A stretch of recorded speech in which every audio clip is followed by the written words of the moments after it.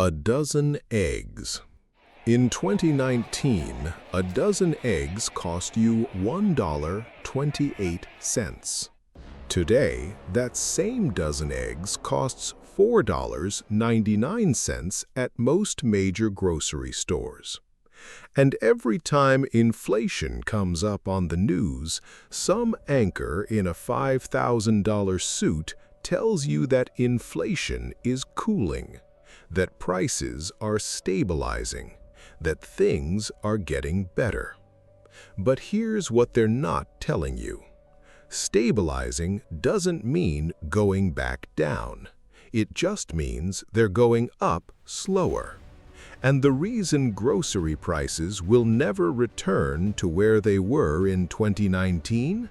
It's not what the news is telling you. It's not just supply chains.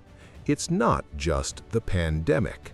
And it's not just greedy farmers. It's something much more structural, much more permanent. And it's something that food companies have been quietly doing for decades, long before COVID gave them the perfect excuse to do it openly. But to understand why prices are never coming back, you first need to understand what actually happens inside a grocery store's supply chain. Because what you think is happening and what's actually happening are two very different things.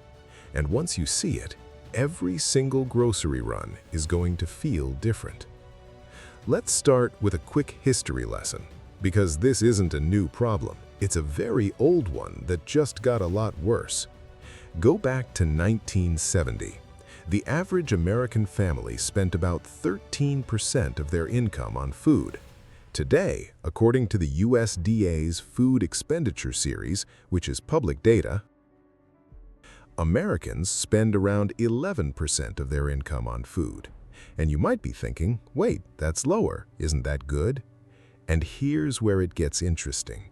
Because that number looks better on paper, but it hides two things. First, incomes haven't kept up with food prices for most households. Second, the food itself has changed. Think about what you're actually buying. In 1970, your grandmother bought raw ingredients, flour, sugar, butter, actual food.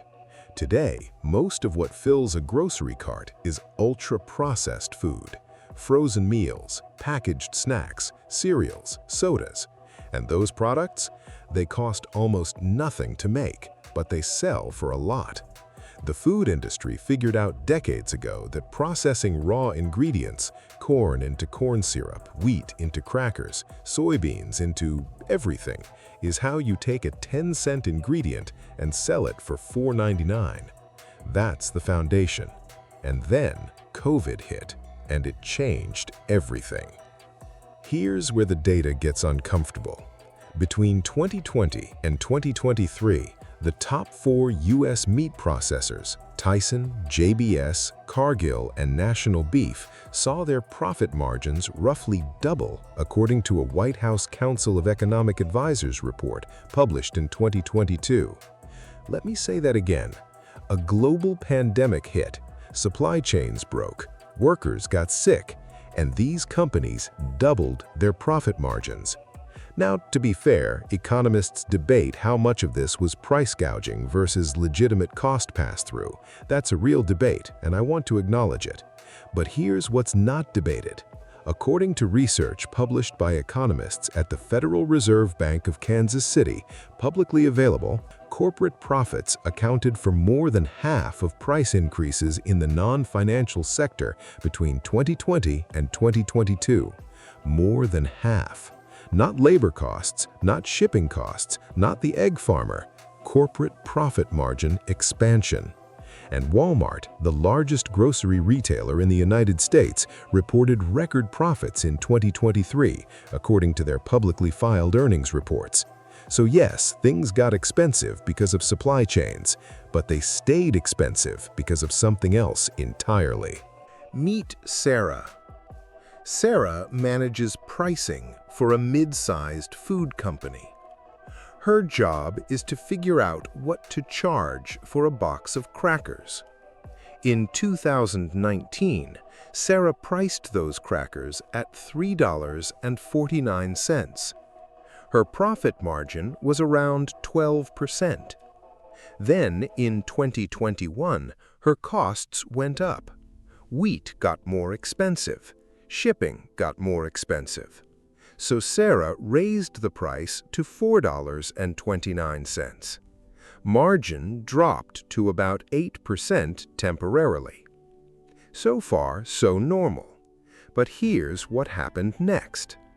By 2023, Sarah's costs had come back down. Wheat prices dropped, shipping normalized. But Sarah didn't lower the price back to $3.49. She kept it at $4.29. And her profit margin quietly climbed back, past where it was before, to 15%, 16%, eventually 18%.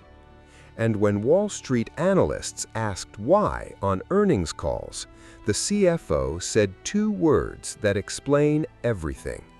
Consumers adapted. Because that's what happened. You kept buying the crackers at $4.29. You grumbled, but you bought them.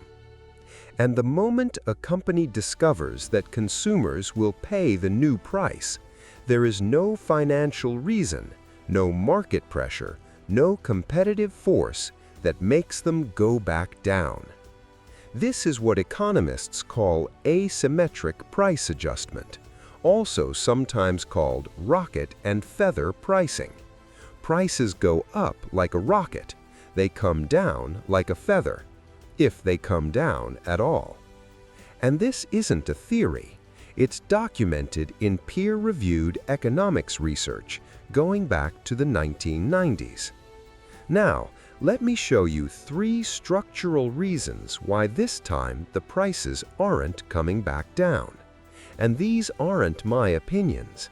These are documented market dynamics. Number 1, grocery market concentration. The top 4 grocery retailers, Walmart, Kroger, Costco, and Amazon, now control roughly 65% of U.S. grocery sales, according to market research from Numerator. When 4 companies control most of what you buy, there's less price competition. Not zero, but less. Number 2, food company consolidation. You think you're choosing between 20 different brands when you walk down the cereal aisle. You're not. Most of those brands are owned by the same 4 or 5 companies: Kellogg's, General Mills, Post, Nestle, Unilever. When one company owns Cheerios, Lucky Charms, Wheaties, and Cinnamon Toast Crunch, they don't compete with themselves on price. Number 3, the shrinkflation layer. Even when prices technically stayed flat, the amount of food in the package quietly shrank.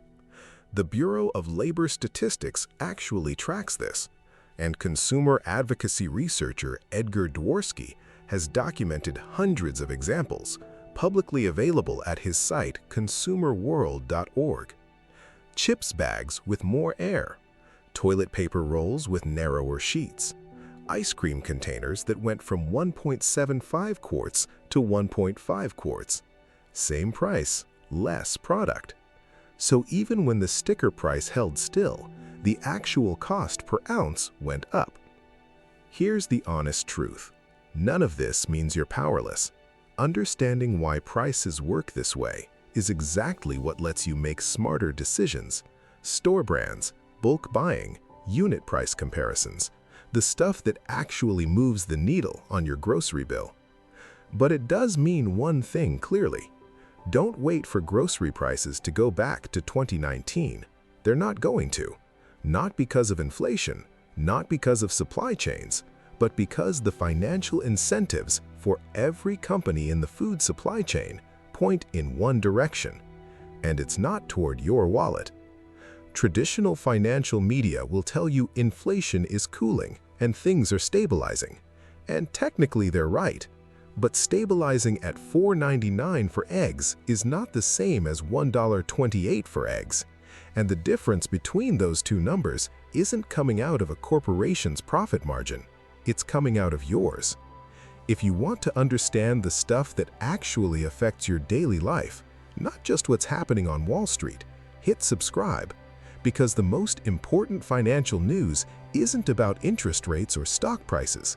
It's about what happens every time you walk into a grocery store.